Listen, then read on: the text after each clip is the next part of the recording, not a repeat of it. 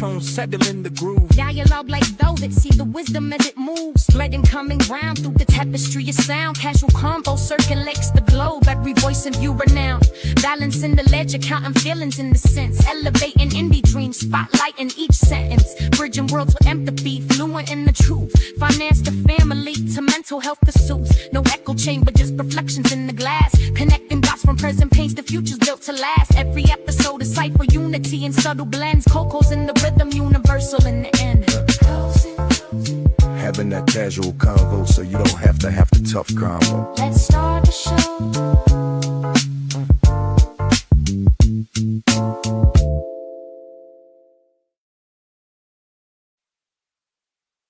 Hello, welcome to the Casual Convo Show, where we have conversations about topics that affect the community's personal and business relationships. We always have the casual convo, so you don't have to have the tough convo. I'm your host, Coco, and next to me is the mayor of Asheville, Mr. Paul, aka Mr. More Than You Can See. What's up, everybody? Am I echoing? And below Paul, we have Baltimore's finest, the best artiste, and my good Judy that I know, the Jude. Yeah. Tonight, I know it's been a minute. Well, for me anyway, it's been a minute, but we are back. We are back tonight. We're going to discuss boundaries and all of that good stuff. But before we get into that, let's get into the mental health check-in. Do y'all want me to go first? Somebody want to go first? You go ahead. Oh wow, you sure you want me to go first? Okay. I'm not okay. I'm gonna start with that one. For those who may not know, I lost like my bestest friend in the whole wide world on Friday. And anyone who knows me and anyone who knows her knows, and she's been really transparent. She was battling stage 4 breast cancer. It was tough, even like being with her all the way up until the very end. You know, being there like she wanted me to, even like to the point when they took her away or whatever. It's been a lot. And just processing, like I know it's hard for like her family, her kid, like her kids, her mom, you know me. And when I thought I was taking some things to do what I needed to do, like, leaving my main phone off and just getting like a backup device for like, business, important stuff like that. What makes it even harder is people.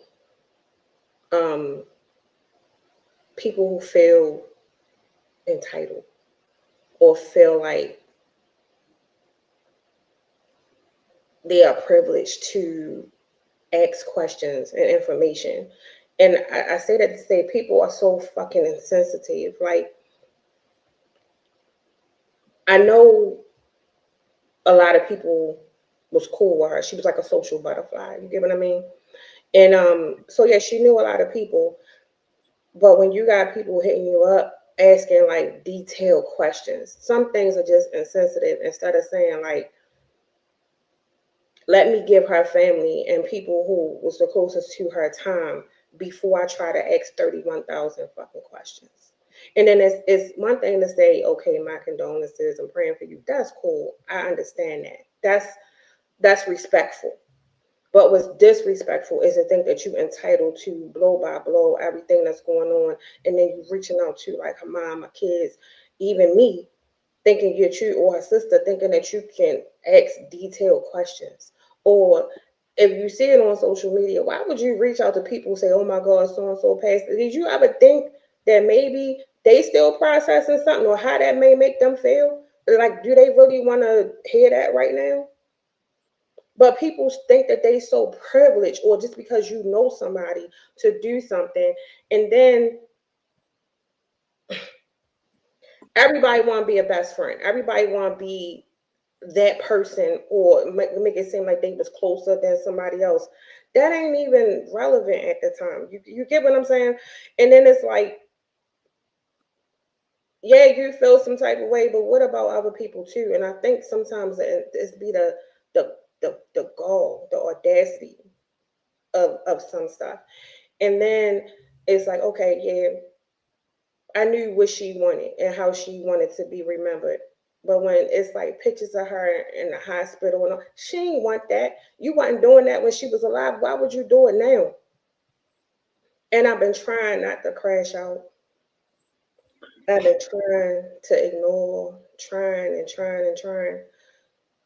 So when they ask me how is my mental health, oh no, I'm not okay. When I lost one of the closest people who I would talk to every day and kiki with, you know what I'm saying, gossip with, and to see some of the stuff I see and to know some of y'all did I dirty or crossed the or did something like that, but then you trying to get likes off of her name, man. mm, the next person can go. Jude,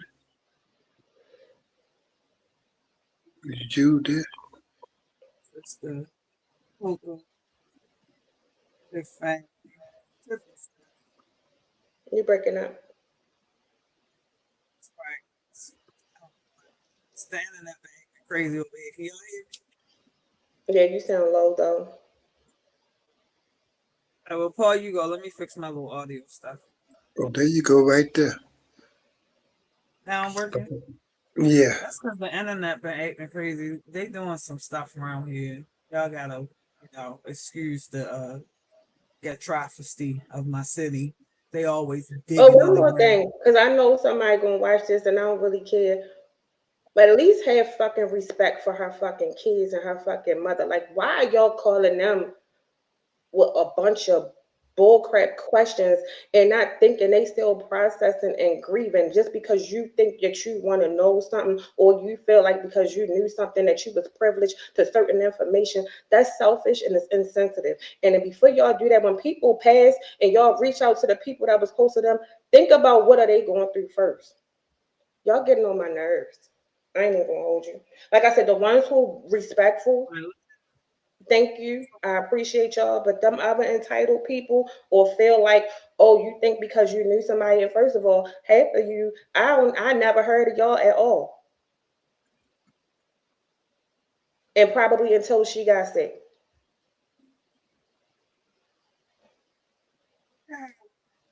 I'm sorry, go ahead. That's how it be. But no, I was saying, I send my condolences to family, Coco, and everybody that knew her for real. Because Tiff was cool. She was cool. She was hella funny. You know, I didn't know her like Coco knew. I knew her through Coco, and she was pretty cool for real. And I mean, I don't know why, death bring out this the stupid in people, but I hope that people, respect it.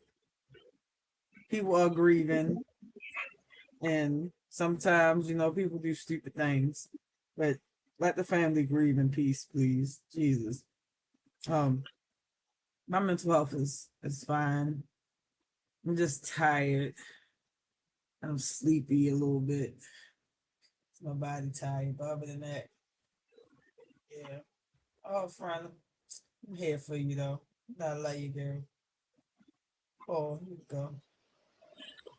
Hold Yeah. up, and shout out to her sister Lavette. I don't know if she gonna see this or not. Me and Lavette was cool all the way through the friendship. I know this kind of brought us closer together, but also leave her alone too. Because I'm trying to tell y'all, if y'all don't want me to go there, I promise you I will. But just be respectful. Have some common decency.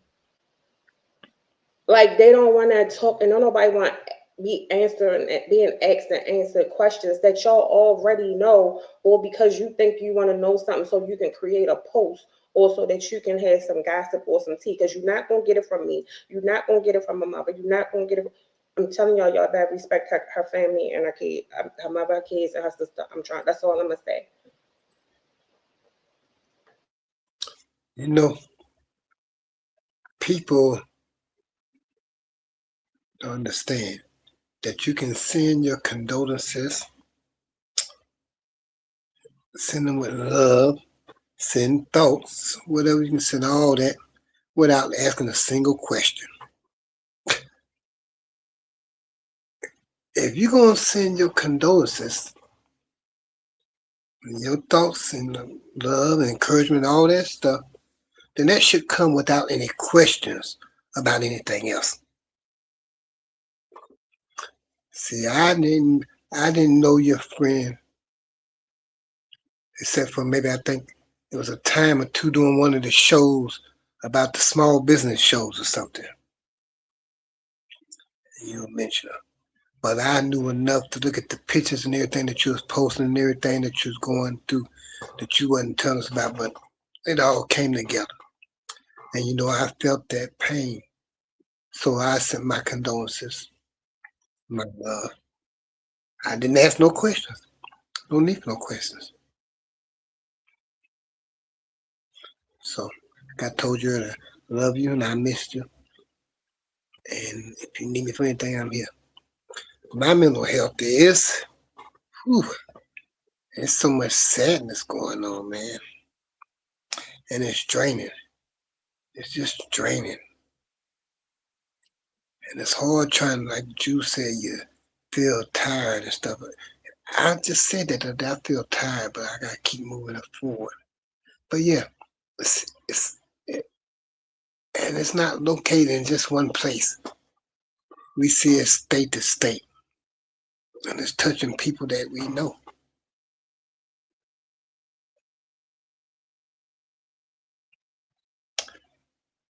And right now, my mental health is at a place where I'm trying to keep a lid on everything without, like you said, crashing out.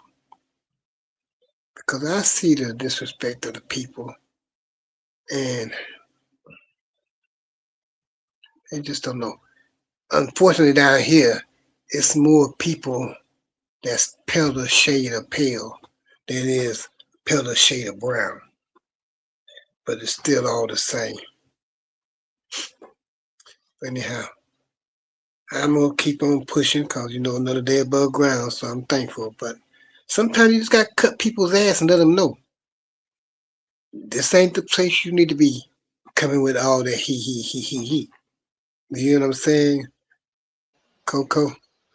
Yeah, but then that be the thing, and the answer you and J Bad, it ain't about giving feeding into negative energy or this No, is the third. One thing, not saying you, Paul, but this is the thing.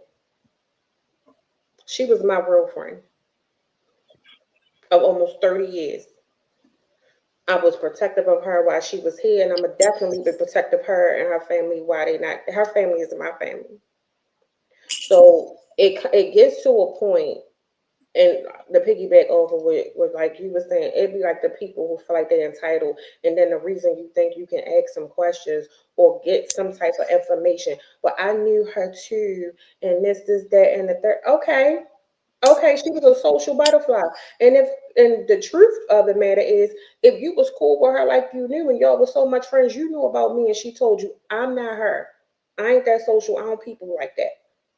And I'm the last person you think that you should be comfortable with asking questions to. And whatever her wishes was with me, if this time ever came, I'm going to honor that and I'm still going to protect that. And you still ain't going to know nothing. And whatever her family want, that's what y'all going to respect. Leave them people alone and let them mourn. It's just the sense of people who think they entitled. Okay, you knew her, you was cool with her. Yeah, she was loved by many. We know that. We get that. It ain't even been a week, yo. Like, come on, like, be for real. Some of the stuff that I was it, but not. I think I talked to Jude about it. Like, some of the things people was asking me was, listen,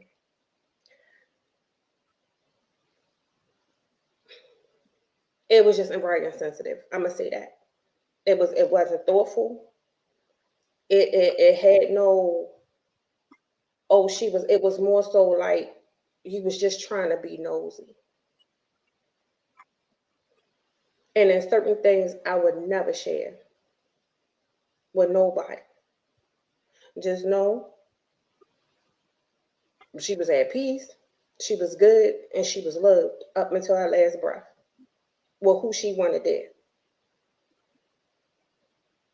That's all y'all need to know. All of that extra stuff, and no, leave her mother, leave her kids, leave her sister alone. Like, stop. Like, it's just, it comes to a point where it's just like, stop. And it just seemed like when people pass, it bring out the worst in people. And just because you know somebody don't mean you entitled to know information. And then somebody, like I said, some of these people all of a sudden, she got all of these back. Where y'all come from? And if you knew her like that, you would know the answers to the questions, or you would have been where we was. You wasn't. I ain't even see some of these names. I ain't even throughout the whole journey. Like, just stop. Like, just chill. Give people some time before you do that. And it's just disrespectful. It's insensitive. And since we on the subject of boundaries, those are the boundaries. And I hate the fact that when I tell people to respect their family, and then you want to go and you want to still do what you want to do,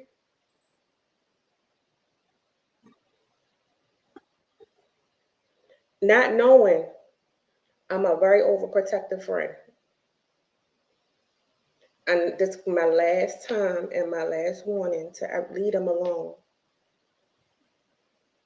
The only reason why I'm up here right now, because I know my friend would tell me, because I missed several weeks of doing shows, and that's not what my friend wanted for me. Because I know she was here, and I know she probably looking down like, get your shit together, don't fuck that money up, do your thing. So y'all got chill. Like, y'all got chill. And then if anybody else you know or somebody that pays, just because you see something don't mean you can hit their family up and start asking questions.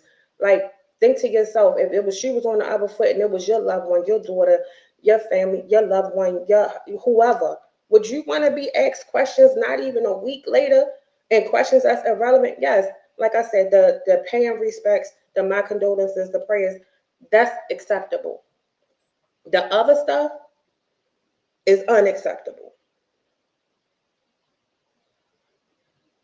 And when people put boundaries in place, respect that, because if you put some boundaries in place for yourself or what you want, or for your loved ones or for your family during a time where they going through something, you will want that respected. So do that. Y'all got anything else on this? Because I'm not getting emotional. I'm not trying to. Well, that's the that's to set the stage for the boundaries. Yep. But that being said, hi Dion. What she say? Girl, you be surprised. Girl, I done seen pictures of my friend in the hospital, so I feel like people went to the hospital and snuck pictures and took pictures just so they can post it. Y'all wasn't posting pictures of her in the hospital while she was close to the end of her fight, while she was here. Why would you do it now? Why would you do it now? That's not what she wanted. Anyway, um, so we're gonna discuss boundaries. So what are boundaries? Boundaries are self defined rules and limits that protect a person's physical, emotional, mental, and energetic well being. They are not attempts to control others, but rather clear commitments on what an individual will accept and how they will respond to when their limits are crossed. Physical boundaries. I'm gonna just throw it all out there and then we can just have a whole discussion. Physical boundaries, personal space, body privacy, and comfort levels with touch. Emotional boundaries, protection for your own feelings so you do not absorb the stress or blame of others. Mental boundaries, freedom to hold your own thoughts, beliefs, and values without needing to adopt someone else's perspectives. Oh, baby, that's a good one. And material and time boundaries, control over money, personal possessions, and how you choose to spend your time. And before we get into the healthy, unhealthy boundaries, so I guess for y'all, because I took up a lot of time, on my stuff. No, Why I guess my question to start it off is why are boundaries, with that being said and the information that's given, why are boundaries important to you? because that keeps you from crashing out. That's why it's important. Because just like you said, people got to understand. They know. No, I'm not going to say they had to understand. They know. You know, there's certain things you don't do. There's certain things that you haven't been doing. I mean, why all of a sudden somebody that you don't communicate with me, would you ask me something anyway about something that's really none of your business? Why would you ask me? That's a boundary. I got boundaries around me to protect me from people that want to intrude upon my life because they don't know how I'm living. So people that really get close to me know that I am exactly who I am. Whenever you see me, I'm the same person. I'm me. And I keep them boundaries up in place. So only people that really know me will actually be able to talk about me. Other people make assumptions about me and whatnot. But I don't mind. That keeps my peace because you don't let a bunch of squares into your circle. That's my brother saying before he lost his life in 2015. Keep them squares out of your circle. Boundaries. We all gotta have them. If we don't, we have some messed up lives. We'll be living we'll be living to somebody else's uh will, I guess, because they be breaking all the rules. I guess you can't say it be no rules because you ain't got no boundaries. You just let people run over you. No, that's not a pretty picture. Mm-mm. So Judy. because there is, because boundaries is necessary. That's why, because they is. Like that's how it's like. That's Like, how it is. because listen, because I don't know karate, but I know karate. That's why boundaries is. You feel me? Like, I feel like like somebody just said in the comments, like, help you keep your sanity in it, and not be smiling and looking fly as hell in your mug shots or whatever. Because people will take you there and push you to the point where you snap or like you do things, and sometimes you just, excuse me, I just belt, excuse me, you can't take certain actions back, so you gotta set boundaries, and you gotta be sure of yourself, and you gotta stand on them. As we cussing tonight, It's a night to No, remember. yeah, all because right, I didn't know yeah, already started in the all right, beginning because because these you see people me don't over here, I'm respect like, these boundaries. yeah, And stand. All right, I well, think this is definitely one of those shows. So okay, yeah. cool. That's all that. Again, stand on that shit, man. Because if you ain't gonna stand, like, set your boundaries and stand on it. Standing on the motherfucking boundaries help you real, like, make sure motherfuckers know not to play with you for real. And it's not even just in like no relationship, but it's in life for real. Because a motherfucker will play with you. They'll play with your money. They'll play with your time, and you ain't got time to be wasting on nobody the fuck out here for real. So you set them for sanity for real, for so that you don't do some shit that you can't take back, some shit that you might end up regretting. Just cause the nigga took you there. But right.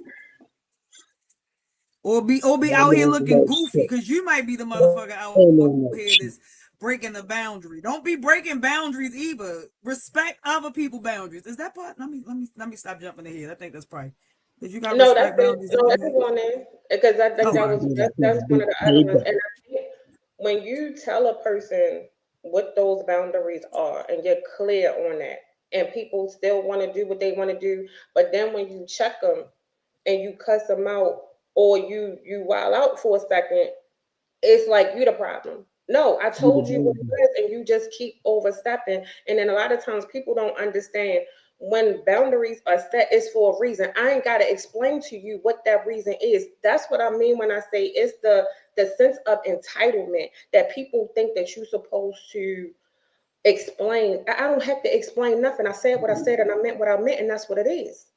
Say goodnight to the bag. You know, like, and some people just don't get that when I don't understand. And it's like then when I gotta really, and I don't like to be mean. I don't like to, go there. And then it's like when you try to like put some space between it because you, like Paul said, you trying not to crash out, and a person just keep coming and coming. Now you meet the I'm a whole Gemini. Then you want me, because like you said, now I feel like you playing in my face because you feel like whatever your personal reasons are, that you don't have to respect the boundaries that I set because I don't have to explain it. I told you what it was. Respect it. Can you hear me better like this? Cause I don't want to be yelling in the computer. Yeah. How I sound? Do I And sound? then Do I on sound? that computer, Alright, I found this little Mikey thingy that I'm gonna try. you said y'all was having trouble. I mean, I don't want to change nothing, but you say y'all come on, that's right. I mean, but y'all, you say y'all was having trouble with your cable or something like that.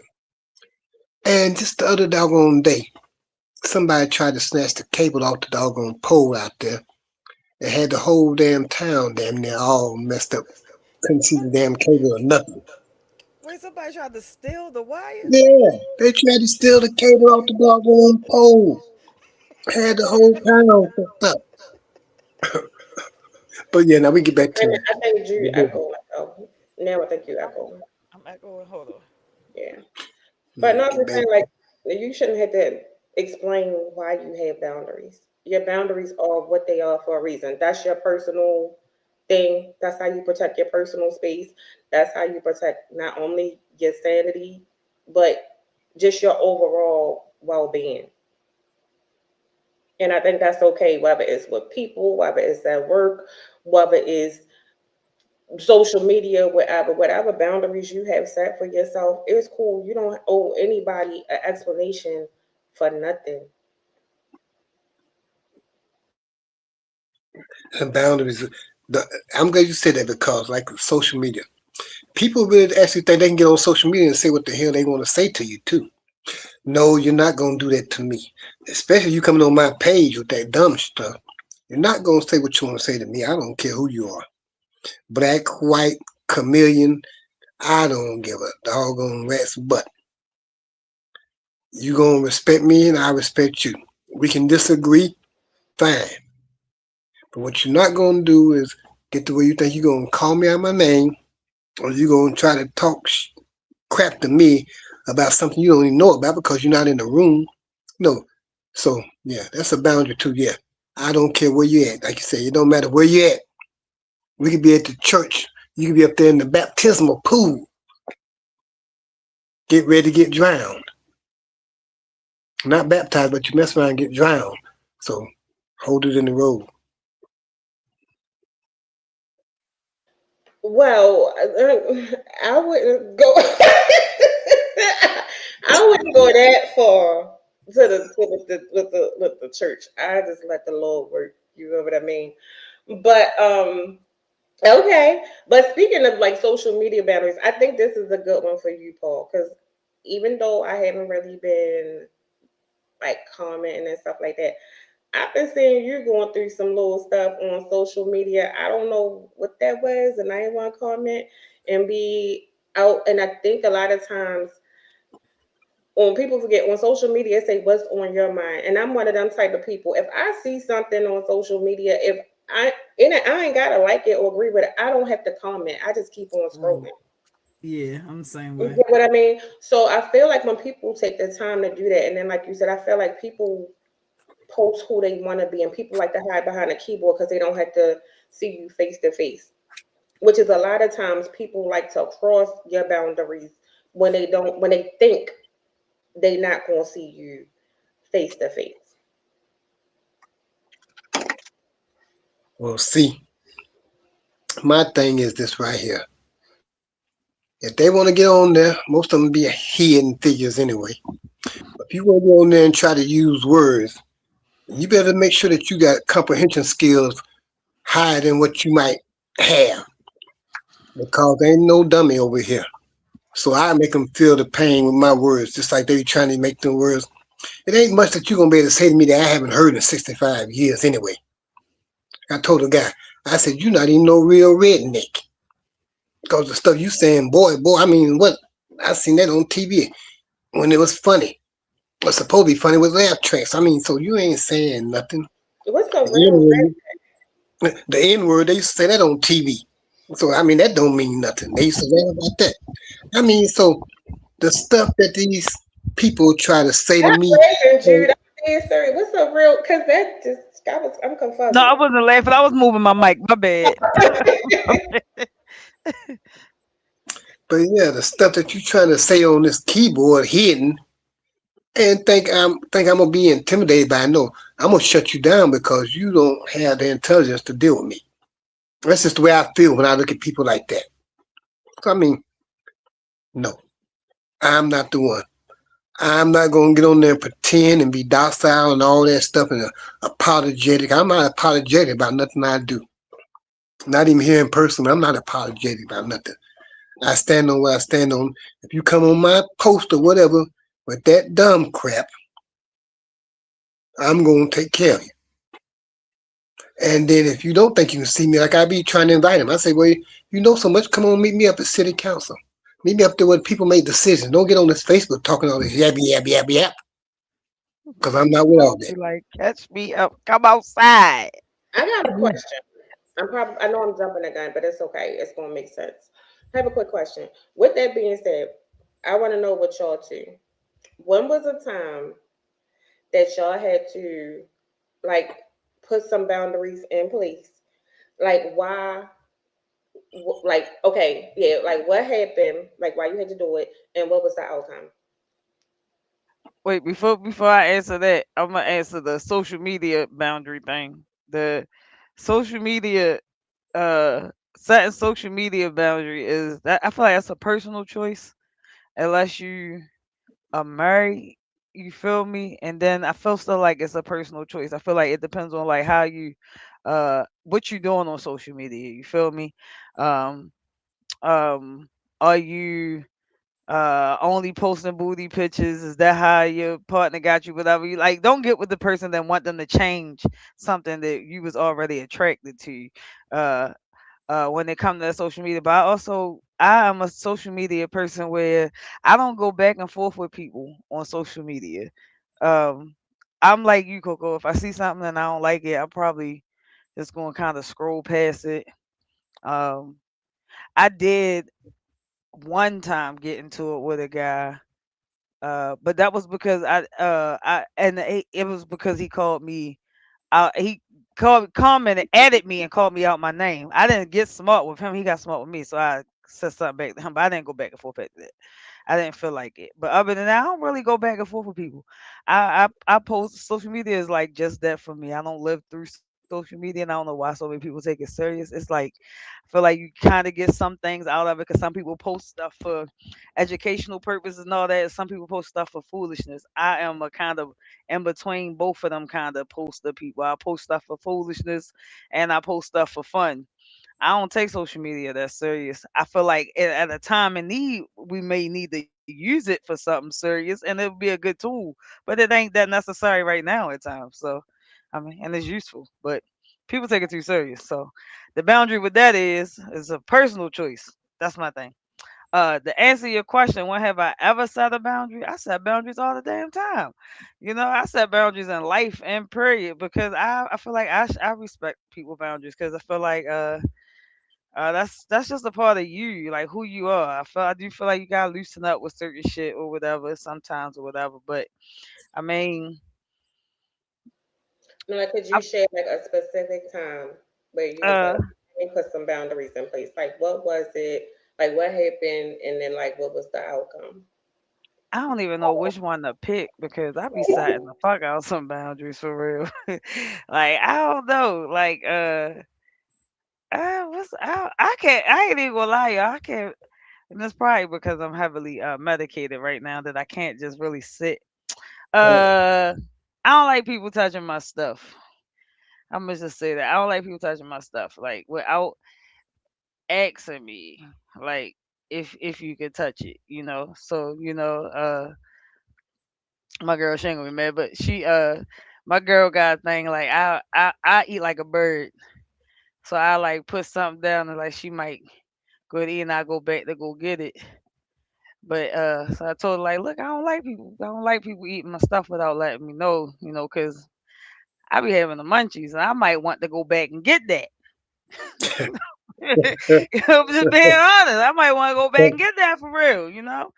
And on the real, you know, it's just out of respect thing. I explained to her why, you know, I kind of got a little personal, bro. I don't want to go into detail.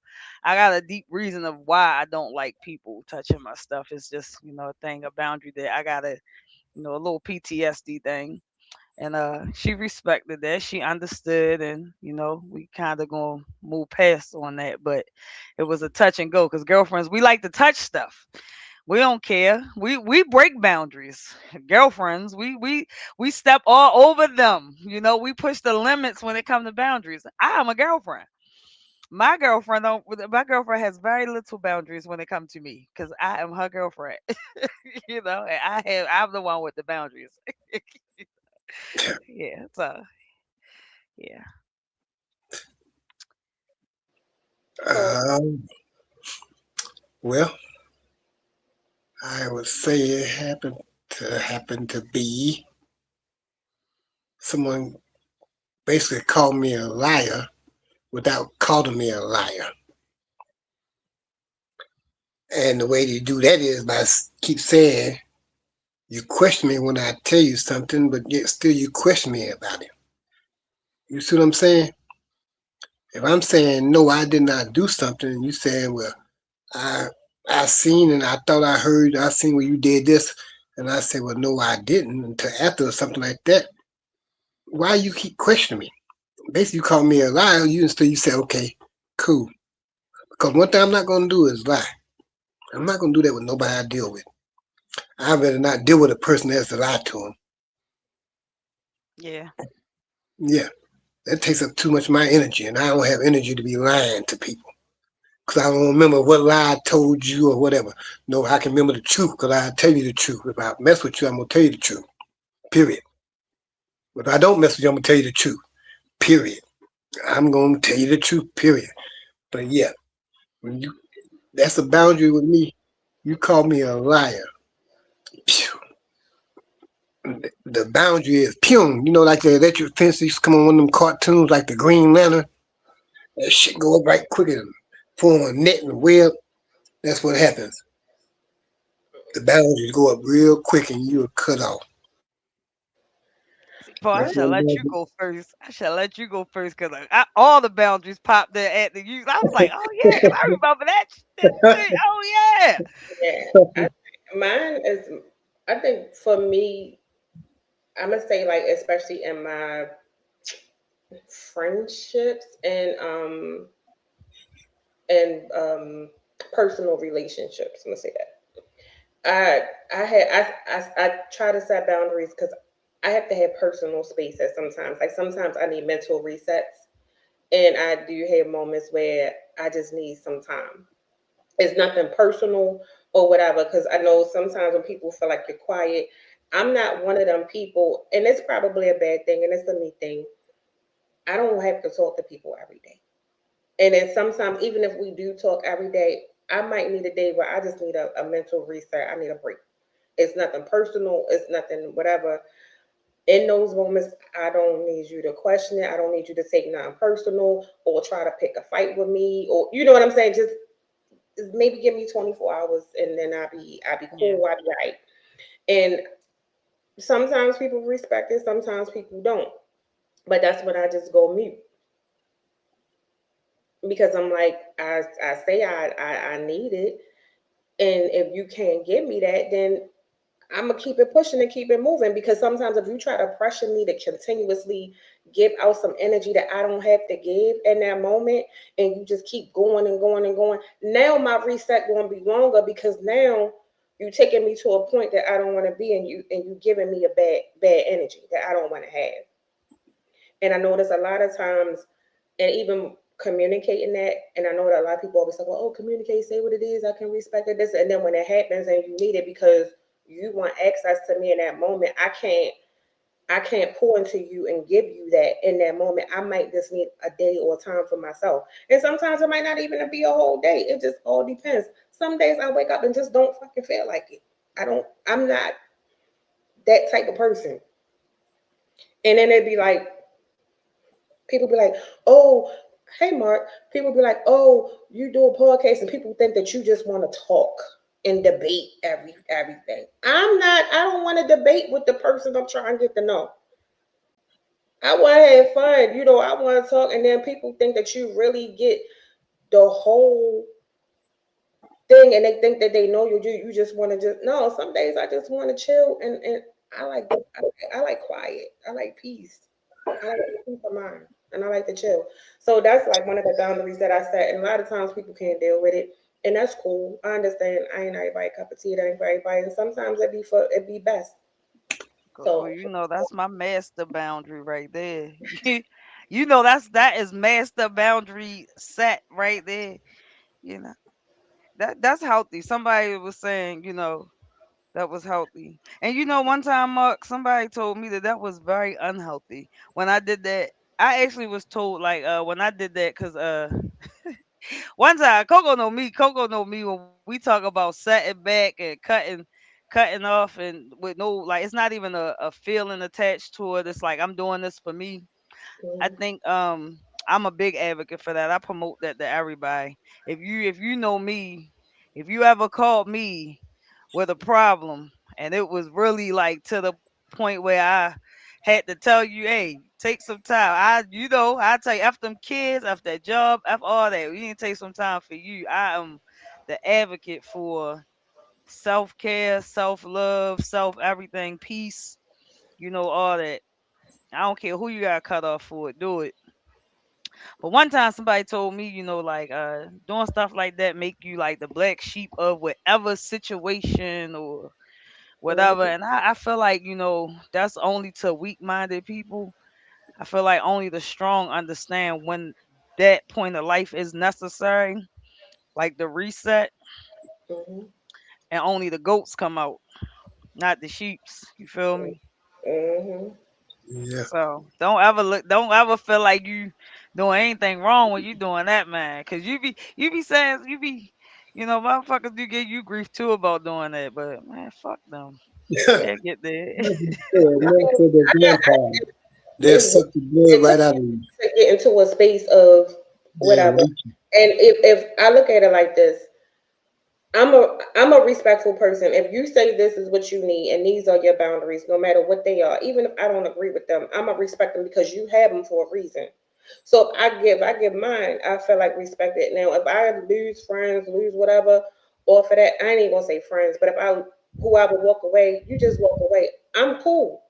I ain't gonna trip. I ain't gonna, cry, call, starting on nothing, whatever. And then not to keep going back to this situation, but even down to this, and I mean, I think I talked to Jude about it. It's like it's people that wanted to like reach out every day. That's overwhelming when you in your feelings. You get what I'm saying? Like when you're going through, because it seemed like, and I would told you, I'm getting annoyed. I'm about to feel a crash out. I feel like, you feel like you're being pulled in so many different ways. And then, like I said, people feel like they be entitled to access of you even when you don't want to be accessible. And then I'm like, okay. And I would tell people, I'm cool. I don't need you to check on me every day. I don't want to. I didn't want to talk. Of course, I'm talking to her, family, doing what we're doing or whatever.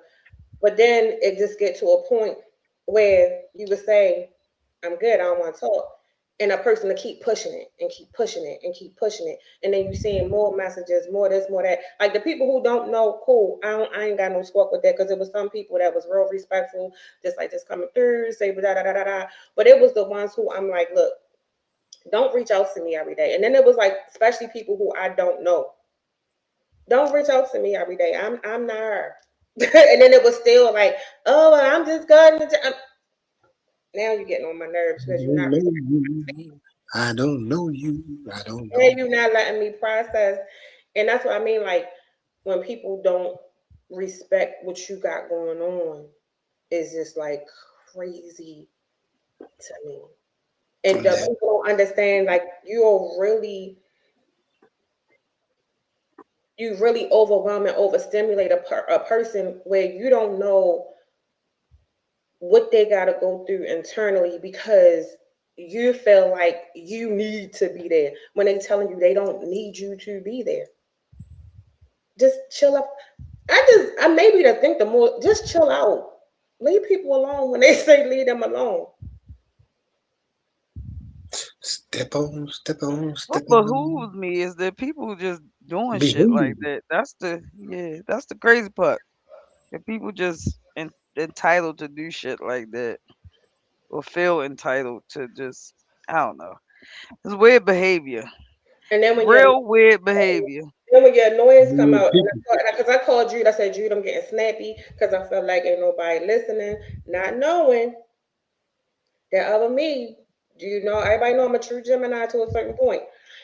That other side will come out when you don't respect the good side. And I'm like, I'm trying not to go there. I'm trying not to go there. She like, oh, Jill, just don't, don't let them take you there.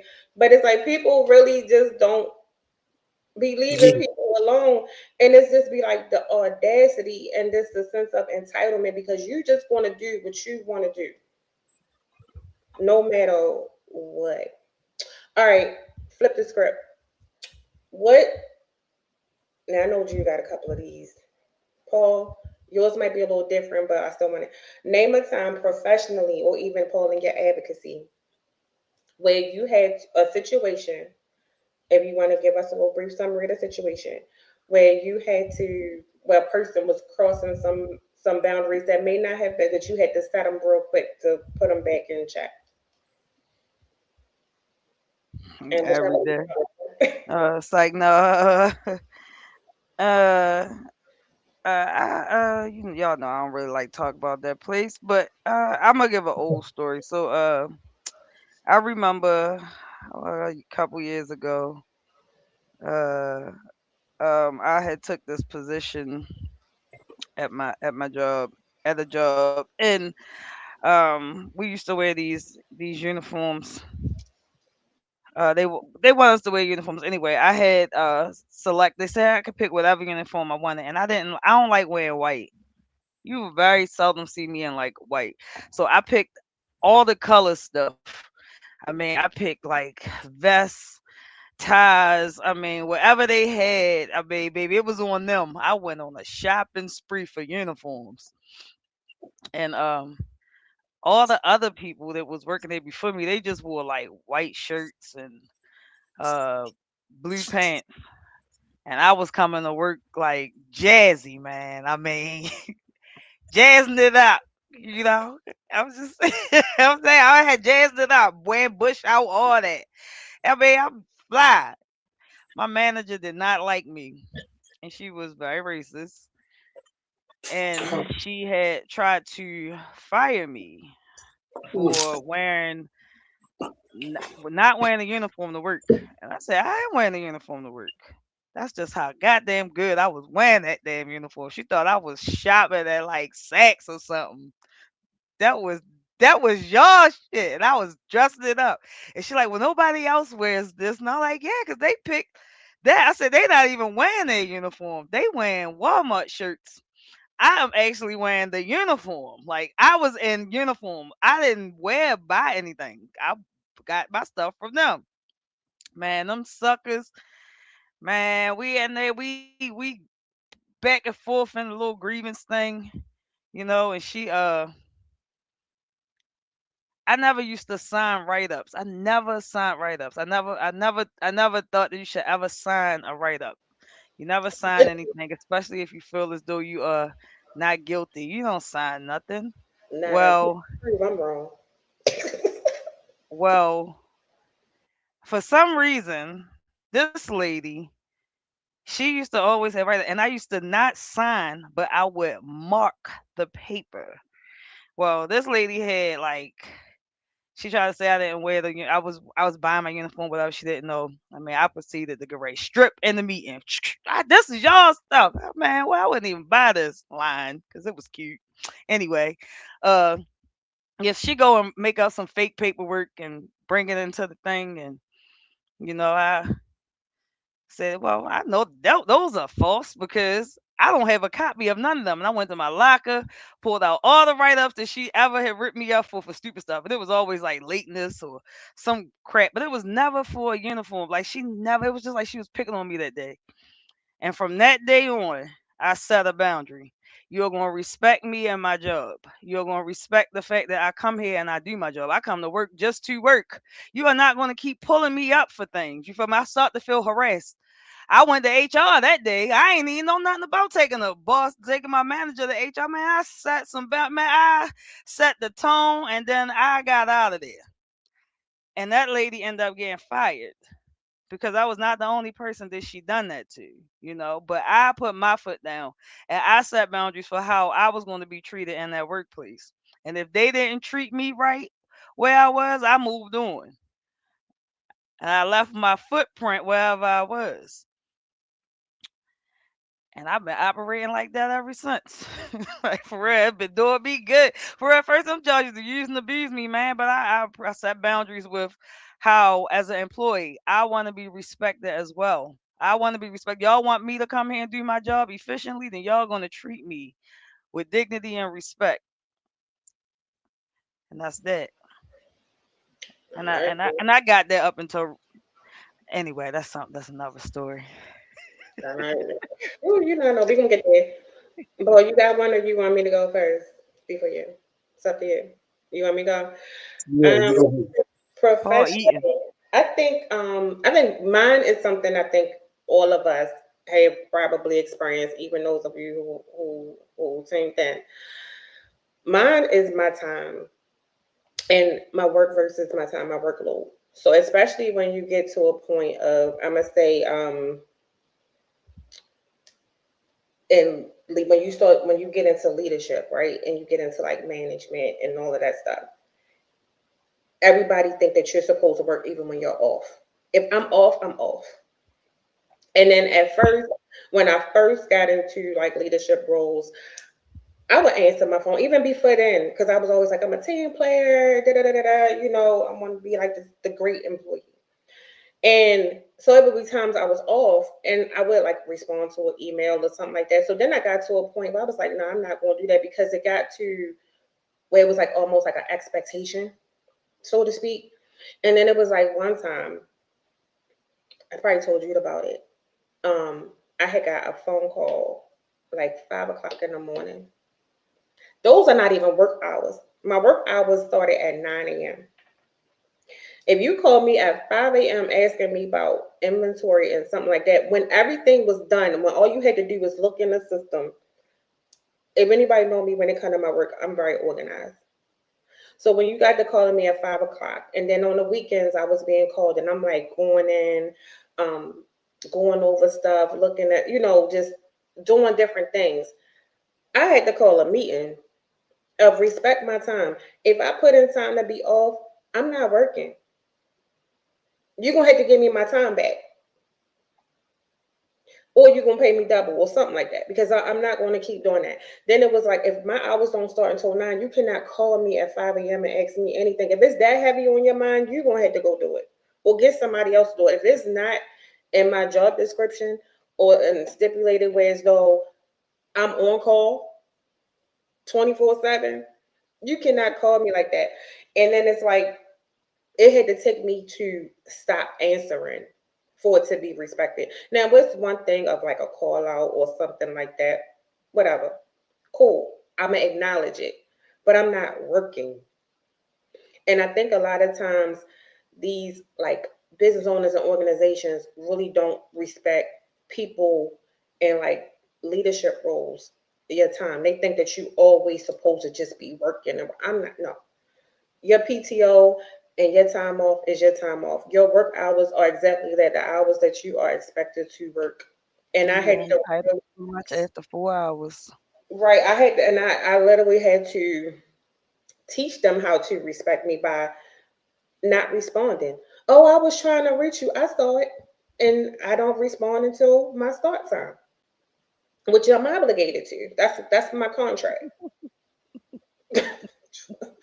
You know.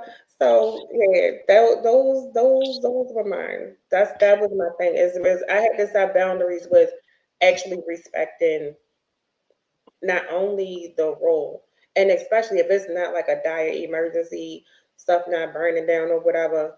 No, I'm not doing that. And then sometimes you have to let your whoever's over top of you respect your work ethic and your time and what's required of you. The fuck?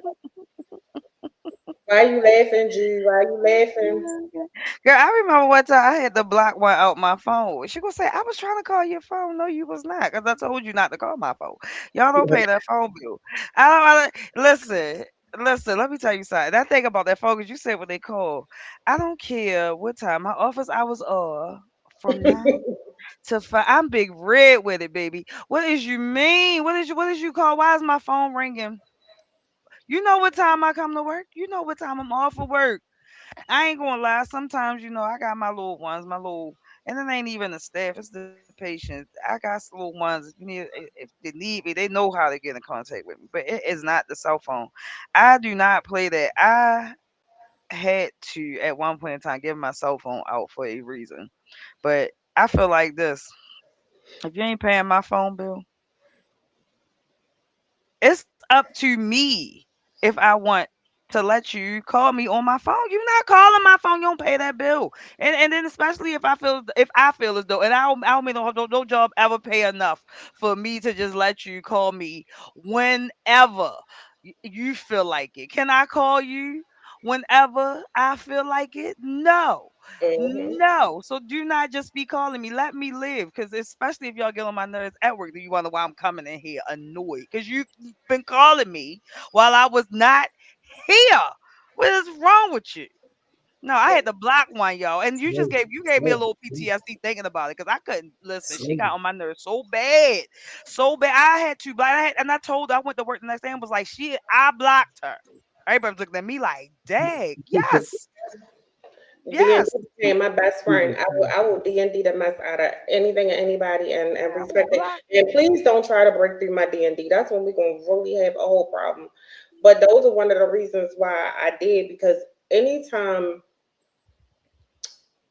when work becomes stressful when it shouldn't be, like it's one thing. If I'm on the clock, I'm on the clock. I'm gonna give you everything that I'm supposed to give and probably plus some. But when it's my time and it's evening and it's weekend and I don't work weekends, or if I'm off, no. Let me tell y'all how pissed off I was. I think did I call you? I think I called you and I called Tiff, my friend. But anyway, I called. I'm like, yo, why they call? Because Tiff would be the only person that be up at the crack of dawn, happy and shit. So I'm like, yo, they really called me this time of morning for what? Nothing. And it was what made me even more mad was because you know how the first time you don't answer and they call right back. But it was literally something all you had to do was look in the system. It was literally right there. You got one time to hang up and call me right back, and I will block you. What is you? What? What? What time do my office? What time? What time I'm on the clock? I feel like if you gonna be bugging your employee off the clock, it should be triple time and a half. Yep, I agree. And the answer I'm gonna mark, need triple time and a half by the minute. right? By the minute.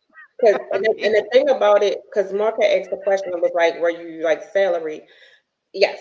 But the thing about the whole people, some of these places, oh gosh, should I really say this? Let me word this in a good way. Some, not all, because I've worked for some. I previously said I worked for a company that was well respectful of time, So the but salary mean 24/7 though?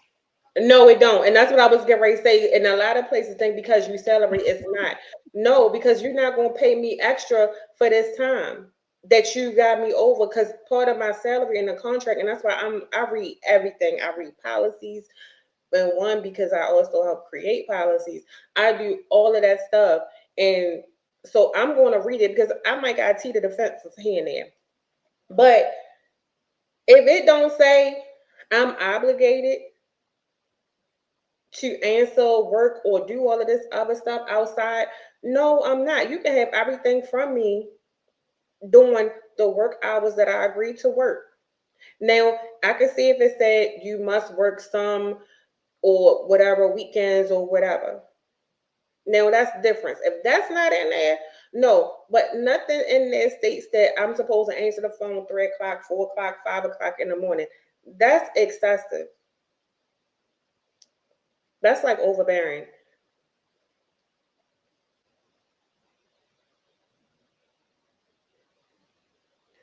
Also, it makes sense because I've lived it. That in itself makes it difficult to establish any boundaries. However, I would ensure that I got that time work equals clocked into the system. I'm just saying. Yeah. Yeah. Now I had one. Well, everybody on mute. I guess I'm gonna go into I'm it. here. Oh, No, I no. had. Now I did have one. I had an employer who um more like they were like independent, and they had like a clinical office. So now if they would ever do anything outside of my work hours, even though I was salaried, they would give me a bonus, and it was nice. So, but at the same time, even with that, that doesn't mean you can still take advantage of my time. And just because you're like, oh well, I'm gonna pay you. No, like I got family and stuff too that I want to see, that I want to spend time with. So, and even in that moment, I still had to, be like, no, this can't be an everyday thing or every weekend thing. Because I found myself when I wasn't supposed to work, I was at work, and I'm at work for hours, like days. I'm missing time with like the grandkids and all of that stuff, and I'm like, I'm out because I'm working. And sometimes they think if they throw the money at you, that no, you're not going to exhaust me and burn me out, and then I can't do nothing else. When it don't feel like a job though, it don't burn you out, you know. It's just that it seemed like I don't know if it's as you're getting older and your will to want to keep going to work kind of change unless it's something that you absolutely, you know, because going to work and just doing a job versus going to work and doing something you love, it hit different. Like I don't know, uh like my current job, I like my job. I just don't like some of the things that come with it and it tires you out. However, if things got better, I'm okay until I got to, actually get bothered there, you know. It's just I feel like the weight of the world, it makes a lot of things more difficult. When it comes to setting boundaries at work, the jobs are testing you. They testing your will because the older generation want to get paid more. They want to get paid for their time, and uh, we more reliable, but we also setting up for getting up out of there. And you got the young people who don't really sit still. They learning skills and moving on, and that's a problem. That's eventually gonna be a problem because you can't keep nobody in the seats. Uh, But I don't know. They trying to phase people out too.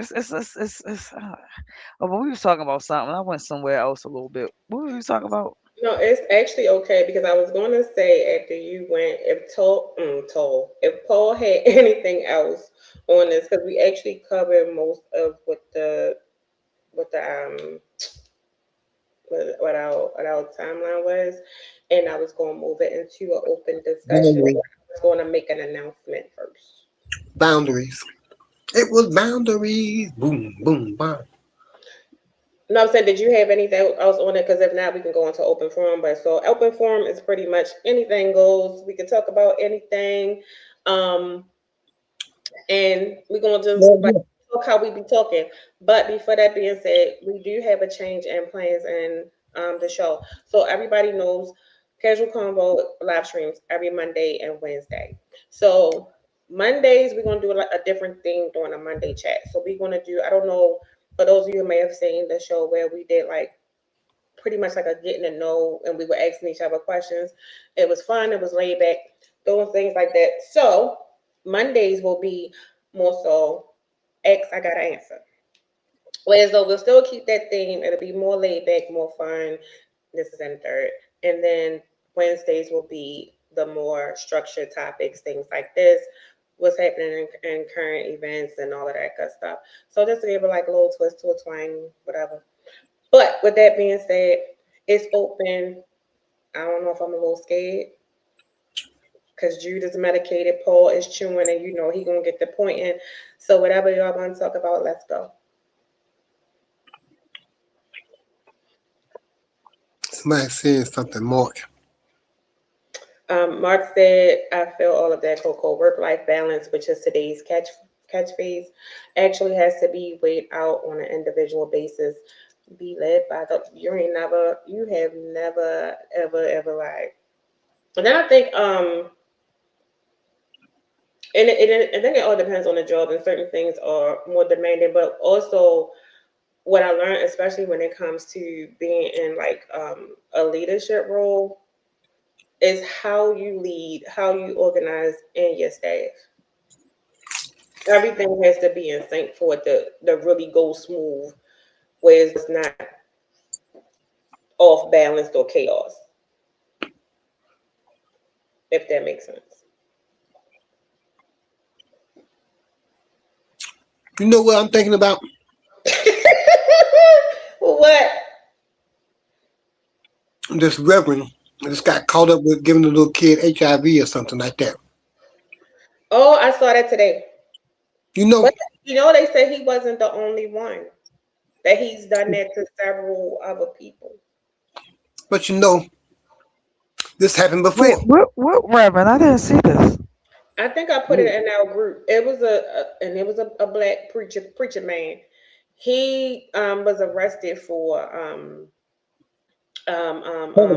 violating a teenager, because you know we can't use certain words, for violating a teenager sexually, and it came find out that he also exposed this 14-year-old boy to HIV because he's HIV positive. But then as I read more through the article, this is not his first case, but as though there are other people that he's been exposing them to, and I don't know if they were all minors, but he was more so on this "I got it, you gonna have it" type stuff.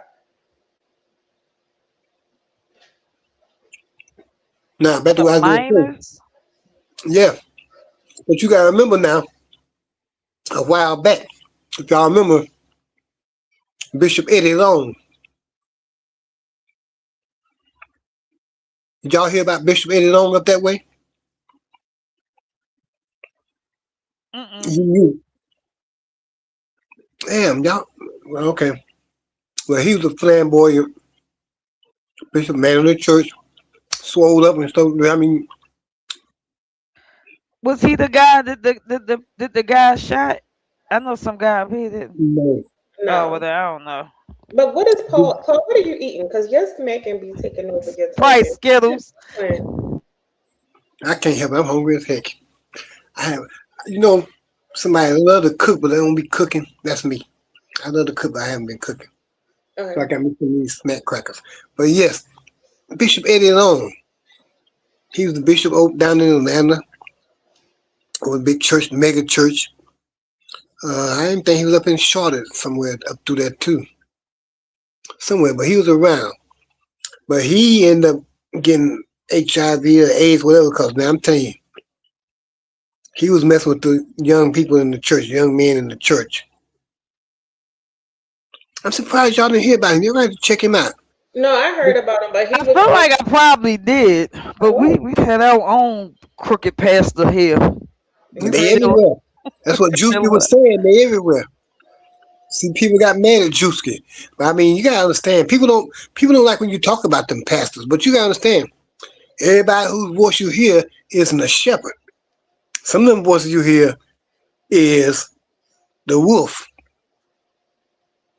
in shepherd's clothing, in sheep's clothing, but shepherd's clothing. Hmm.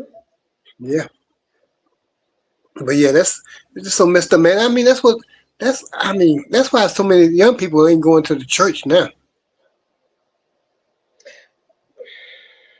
I, That's the reason a lot of them ain't going. I think it's that, but it's for me, it's not what it used to be. Um, and I agree. Eddie Long was something I do remember him, but I think a lot of times we put too much um we idolize. So I know people always talk about celebrities, but we also idolize like our pastors and all of these people. We put them on this pedestal as if they're God, and they're not. And a lot of times you have a lot of people, and it's not all because you have some really good pastors, preachers, or whoever that do the right thing, and that's really about the word. But I think you have these ones that use the church to manipulate, for one, for money, for two, for their own personal things, to prey on people in their vulnerable state because they prey on the elderly. They prey on people they supposed to be doing counseling and all of this stuff, and then they don't do it right, and they prey on these people and they take advantage of those people. Those are the ones that give the church and religion a bad name. And then down to your popes who have, I guess, centuries of what is it, for the fornication of minors and everything else, um all over the place. So I think those are the ones. And then so now it's like so much more about how can I put on a performance. Like I never forget, I was talking to a former coworker of mine, and she was a colleague, so she was telling me about her church. And she was like, how they had bought all of these lights, they had all this thing. I said, oh, it's a production. She was like, well, no, not really, but because we do this whole thing, where they go, they live stream and they do this and they do that. And I said, but when did church become a production to get the word, to get your soul, you know what I mean, your soul fed? Which it was one, and I'm like, I said, I don't get that. And I think that's the thing. And I get you want to appeal and meet people where they are. But when it comes to a point where they start asking for specific amounts of money, that's not what it say. When they start trying to just do all of this extra stuff to go viral, and then you see these pastors in these churches taking money but not giving back to the community. Though that's the problem, for me, with some other churches today. My Jude. problem with the churches is the pastors be doing the most, the preachers, the pastors, the priests, they be doing the absolute most. And the Bible teaches you to watch out for false prophets. Um Oh shit, we forgot to say clip receive that. oh yeah, they um receive God's truth, with discernment. Hmm. Um and be That's careful about the words that you hear. So you know I grew up in the church in a different way than some people.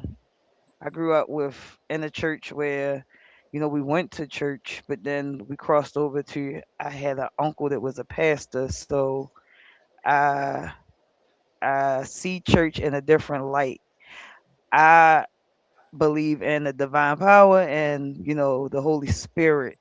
Hmm. I um and I truly believe in, through my own beliefs of how I feel when I go into church and I run into some of them false prophets. And when I see, what's that man? Y'all know what I call him, the Antichrist, to be on TV late night, and Creflo Dollar and all them. Oh, the white guy that always get the people and he bang them in their forehead and they start Joe going Austin, at him. Austin, whatever his name is. Yeah, man, that Mhm. man, he's spooky. He's spooky to me, man. And my spirit just tells me. But as a kid, you feel me? People always talk about how they hear and they feel, and it's just something just ain't never been right about a lot of that, and the truth has been coming out for years. And it said the devil will make a believer out of anybody. And it's up to us Mhm. to, to make those decisions and follow the right, truth. And a lot of people be standing behind these pastors when they be knowing they be doing wrong, talking about they just a human. But yeah, they ain't supposed to be doing that. Supposed to lead by the word. You Because are not supposed your to be doing congregation that. follow you, yeah. Your congregation follow you. So if you're human and you know you're not gonna follow the word, the true word, then that's it. And I agree with you. Like when I was in church, my family stayed in church and they founded a church. And when we were there, it was literally about you got the word of God. It wasn't about what you had on. It wasn't about this big production or all of that. You went in. My favorite thing was like the choir because it was always this one lady, girl. She was so animated, but she could sing. But you knew she was singing because she felt like that was her part. You get what I'm saying? But she was saying I used to love it anyway. When we used to go, it would be that, and then I used to like the ushers because my great grandmother was like she was like the lead usher, and they were like deacons and all of that stuff. So that was a time where that was that for me, but it was more so about the word. Like I used to do Bible study, all of that, and they were literally teaching you about the fundamentals of like nobody's perfect, but pretty much like this is the guy, this is that. You answer your questions. Today I don't see nobody going to church and like, oh, I'm going to get fulfilled. What stopped me from going into church was I think I was probably like 15, 16, and I was looking around. I didn't feel like I got what I came for. It felt more like judgment. Do that make sense? Hmm. Like everybody was judging each other. Everybody was, Yeah. it was just it was a it was a shit show. Messy, girl. The church be Yeah, it messy. was just messy. And I'm like, this is not what I came for. And it's like, it was blasphemy. Hmm. And then when people be like, oh, no, you got, if you don't go into the church, you wrong. No, because all the churches ain't right. The devil be in there too. Them Every demons Sunday, be up in there. every Sunday, Monday, and So Wednesday, every church house ain't right. And I'ma always follow my spirit and my energy if because the Lord telling me this ain't right, you can go. At the end of the day, he know your heart. He know what you got going on. And sometimes the people who don't go into the church every freaking Sunday be more holy than them people that go in. It was the tides for me Girl. because because they made the paying tithes only about money, and it was more to paying tithes than just money. You Mhm. know, and it was about taking care of the home, taking care of the people, taking care of the land, and the church became greedy. There are some churches who have members who during COVID, elderly people who they weren't even taking food to. They couldn't even do simple things to help their people. There are people who lose their houses, mothers who lose their children, people who be literally needing help, and you have churches who do not help their people who pay their tithes. You know, you were Mhm. right. You're right. Drewski was right because you had some of them pastors who what was that? What lock the door and all that. Like what's up with Because y'all? you get Y'all dollars. be And they be. It's like they don't made a mockery ritualistic and service. out of church, out Mhm. of yeah. I was everybody about money. done with some of the antics because it clearly says come as you are. So if a person on the streets who don't have much and they come as you are, you want to tell them they're not appropriate for church? What if that's all Man, they had? What if that's all that they had? And then if a person couldn't pay a tithe, you mean to tell me I can't come to church? I can't worship. because I couldn't give you my and this today's economy when a person is probably giving you so much where you probably got more of their income than they got for their bills. You have some people that's paying the church before they take care of their own home. But They if they doing it can't in the pay you, name they of the can't Lord, get girl.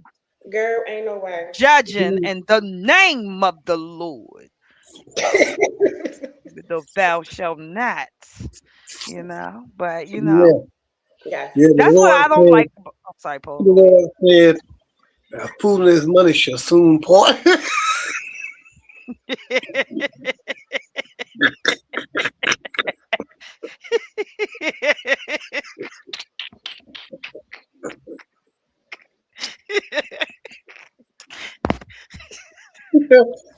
Yeah. So come Yeah. on into the church. We're gonna help you get departed from your money, fool. That's Mhm. what we do. It's petty. Listen, man. They's petty, man. But not, and it be those type of churches that make all churches look bad. You feel me? Because not all of them are. There's some of them are safe havens. And then Yep. you have some that do right by the community. And you know.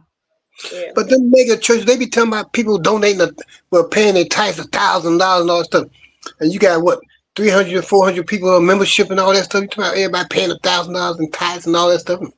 5,000 to be on the mailing list and whatever, whatnot, and another 10,000 towards the building fund. All that stuff, man. I'm just, whew. Well, who else? Ow, Who else they them gonna back. get their Bentleys and their Chanel bags? When you start seeing Jets the and preacher shit. with the Birkin with the purses, you already know. You know what really be lit though? The mega choirs. They be really reminding me of Yeah. Sister Act. Lord, in a revival. They be good. They be whack.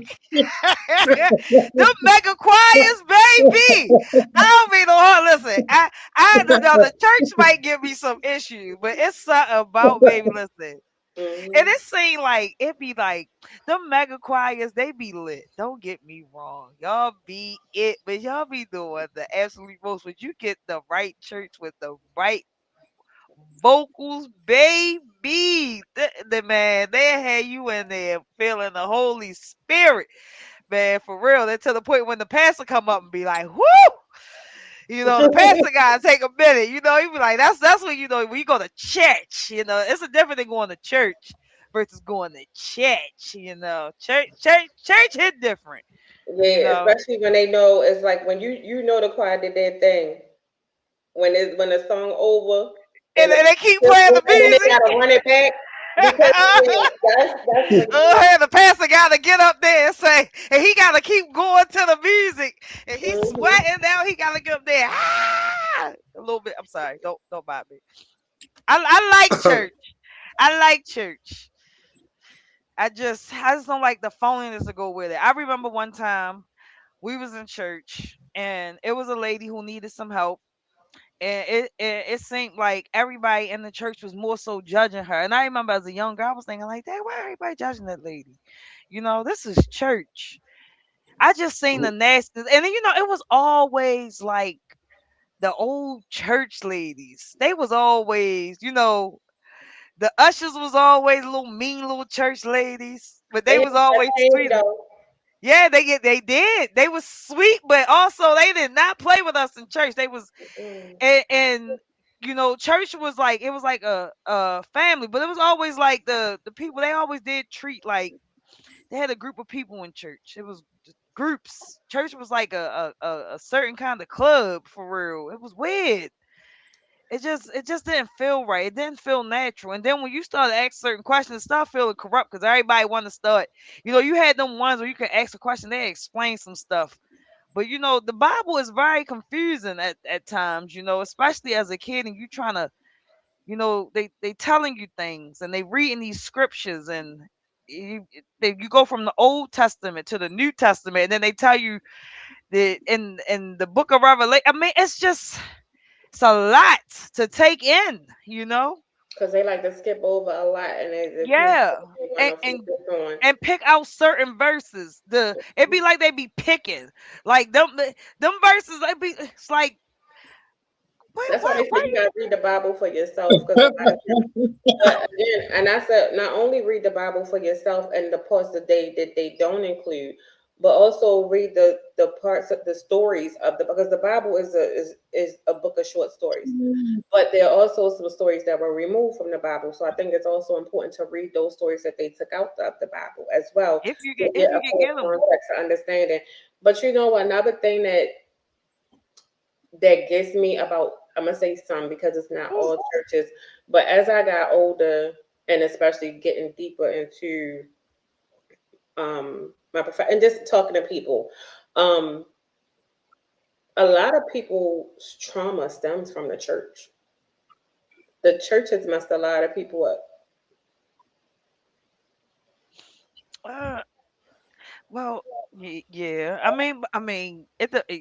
And it depends Not on how. all, but there are a lot of people when they go that are seeking or have like whether it's substance, whether it's some type of mental something.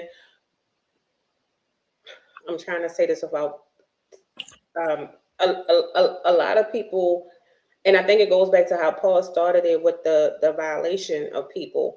A lot of people's trauma is attached to something like that. Not saying all, because like I said, there are some good churches, there are some good pastors, but we have a lot of people in different communities who have trauma that stems from Oh, yeah. like being SA from on the While the essay judged, like mistreated, abused, not even just sexually, but a lot, and that's like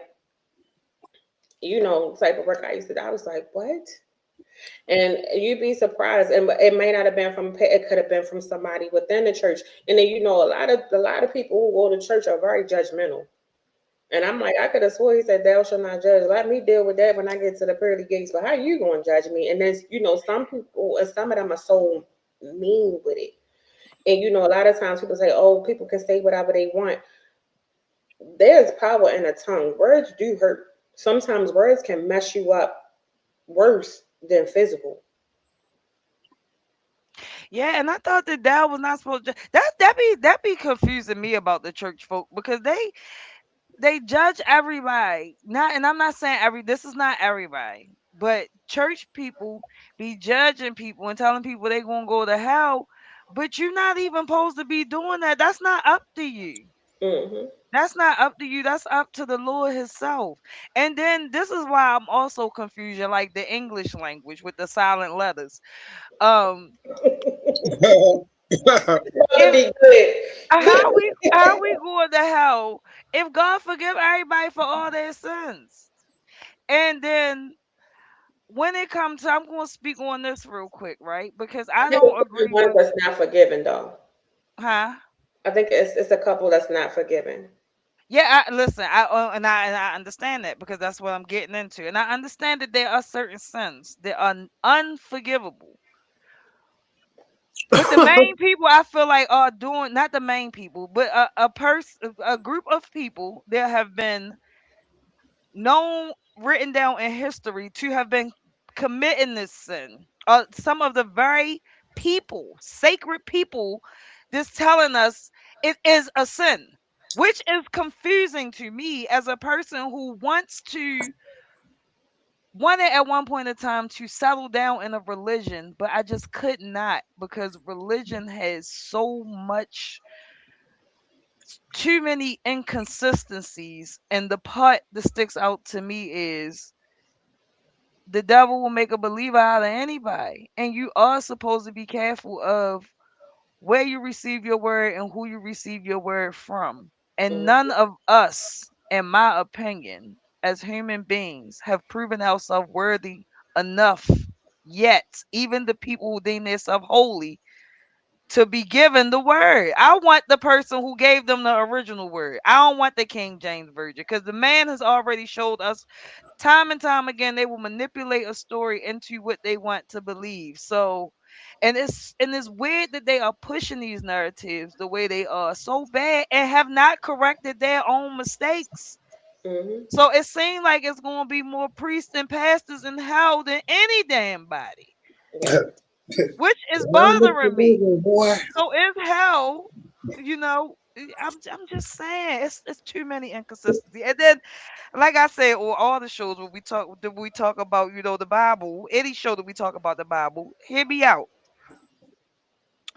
As we talk about the devil in the Old Testament, they did was who somebody on their cycle in the Old Testament because they was not so forgiving. So who Mm-mm. am I? Yeah. Just But saying, they said You know who lies. it, he it was was one of God's plagues and all favorites, that. and he was the most deceptive, and he was one of the most beautiful. That's why this listen. It's that it that I think religion just go deep, but I also think it's important. Like I said, I have read different books of different religions, and I think that's what becomes confusing. And I just want to know who wrote these books because They a tell lot of the the words devil. get put. It be getting twisted, and You're a ghostwriter. but people like to take different parts of the book and try to twist it for their own narrative, and I'm like, that's not what that means, like at Right. all. And you try to make it into your own context, into your own purpose. Like we really don't know, because again, these are short stories of way before when we were, you know. Yeah, yeah. Girl, on the Dead They Sea was ghost written. You know, most of the New Testament was written by people that never even met Jesus. That That's part. not what. Always talking about what he said. How you know what he said? You because wasn't Exactly. there. they You drink. never met him. And I'm just saying that.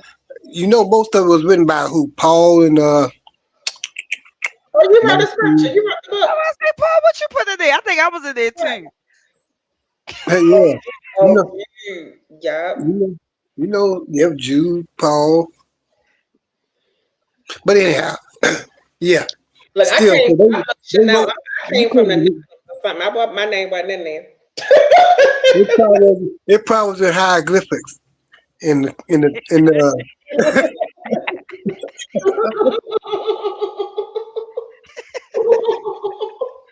It was in the garden, girl. It was in the garden. yeah, it probably was in hieroglyphics in the pyramids. The Book of Enoch. That's But my book. you know They back then they had to have some Chanel's or something back there. Hmm. So you know they had to have some Chanel's back there doing the pyramids and all that good stuff. I'm probably in one of them lost books that they took out, All like the the Book of names was Enoch. changed. I'm All telling the you. names was changed to protect they guilty ass. That's why all the names was changed. Just like Mhm. the Bible, like you was talking about. See, that's why come up. I will say this though. I did go to one good church where the where Elder Pete preached the word and he put the word together and lived at the word. And the people wasn't so judgmental at the church. So, and that was St. John's Church of God Holiness. That was a good church. Yep, good people there too. But anyhow, yeah, they will switch that word around on you because when they start trying to tell you that you don't have to go by what went with the Old Testament, but that's how you got here to the New Testament supposedly. Back in the Old Testament, why did y'all stop saying eye for an eye? But they don't like to talk. They don't like to talk Right. right, right, and they don't like to talk about or preach about revelations. I remember back then they did. A lot of the pastors and preachers today they don't really touch revelations like that. Because they And don't want to tell you Because about we that. living in it. yep. They won't tell you about that. They won't tell you about how you're dressing and how you're singing. Now, I seen that one pastor talking about, don't nobody want to be by with you running around here looking like sissies, dressing like sissies, acting like sissies. I said, damn. I remember my first time seeing hell.